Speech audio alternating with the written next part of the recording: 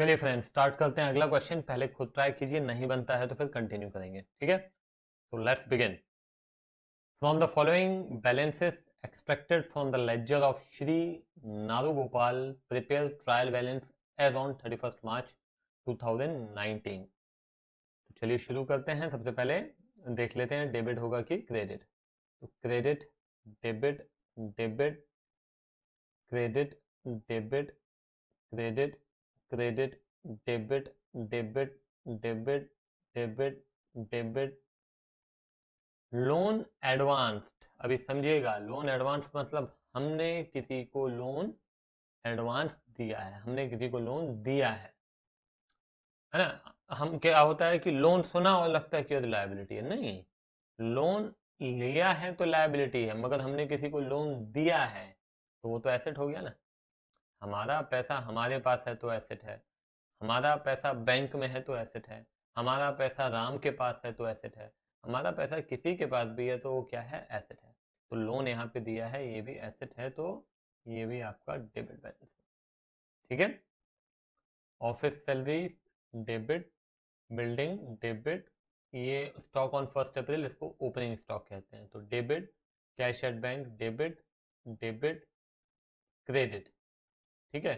Credit, credit, debit, debit, debit, debit, ये भी debit, ये भी डेबिट और ये भी डेबिट, ठीक है। चलो फटाफट स्टार्ट करते हैं। मेरे ख्याल से इसमें कोई बाकी नई चीज नहीं है, सारी चीजें वही हैं, है ना। दस नथिंग न्यू, केवल एक लोन एडवांस था जो कि हमने डिस्कस किया, बाकी सारी की सारी चीजें हम ऑलरेडी डिस्कस कर चुके हैं। चलो तो सबसे पहले कैपिटल। तो ये आपका कैपिटल है 75 लाख, ठीक है। फिर उसके बाद आता है प्लांट, ये आपका डेबिट बैलेंस होगा 15 लाख, ठीक है। कैश, कैश है 2500। उसके बाद है कमीशन, कमीशन रिसीव्ड, इनकम है, इनकम है तो क्रेडिट बैलेंस 1,75,000। डिस्काउंट हमारा डेबिट लिखा ही हुआ है, ठीक है ना, मतलब अलाउड है 55,000।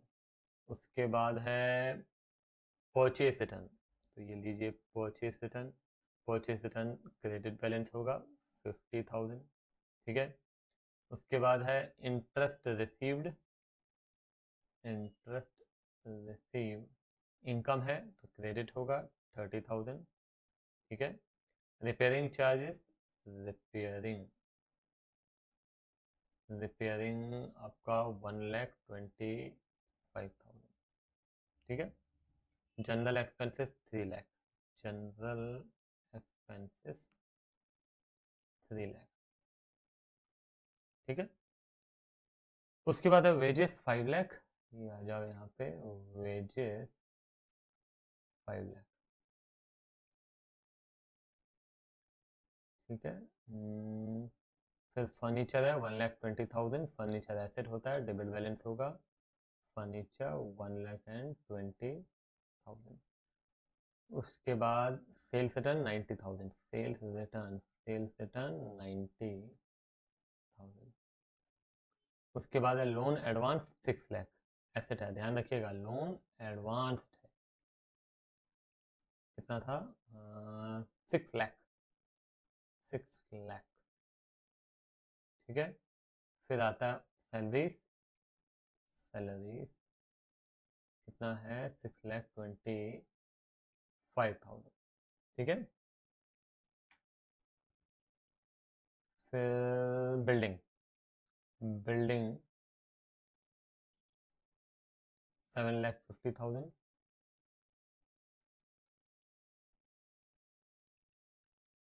Opening stock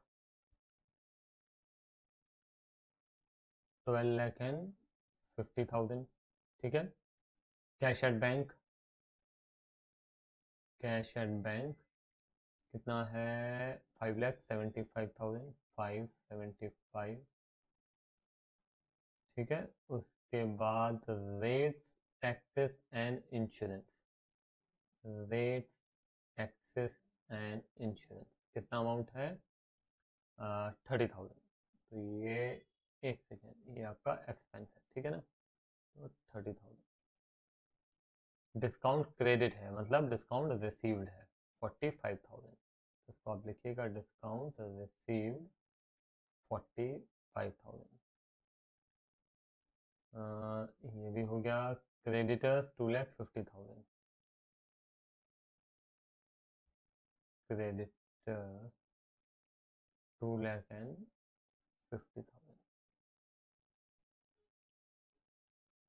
sales 6250। सेल्स है 62,50,000। उसके बाद है बुक डेट मतलब बेड डेट होता है। बुक डेट का मतलब क्या है? Bad debt. ठीक है, पैसे डूब जाना, लॉस है हमारा 15 lakh. Bad debt 15 lakh. Rent 62,500। Rent 62,500। Purchases 48 lakh. Purchases 48 lakh. ठीक है। Carriage and freight 75,000। Carriage and freight 75,000। ठीक है। Delivery van 5 lakh. Delivery van 5 lakh. Travelling expense 50,000।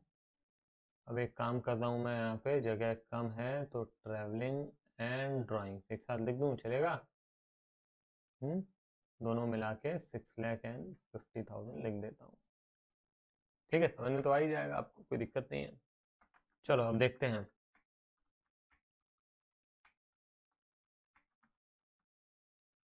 यहाँ का टोटल आ रहा है 19,82,500। ठीक है, आगे देख लेते हैं।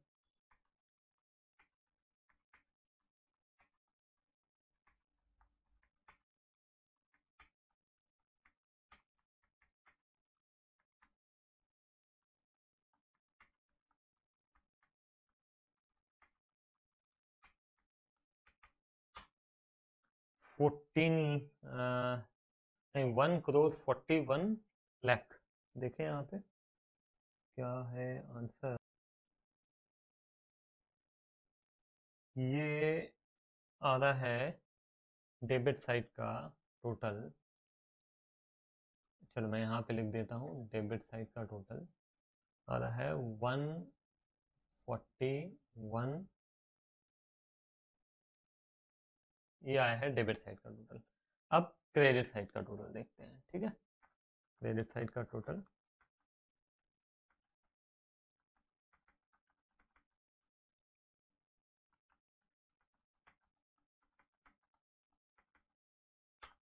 तो क्रेडिट साइड का टोटल आ रहा है 1,43,00,000।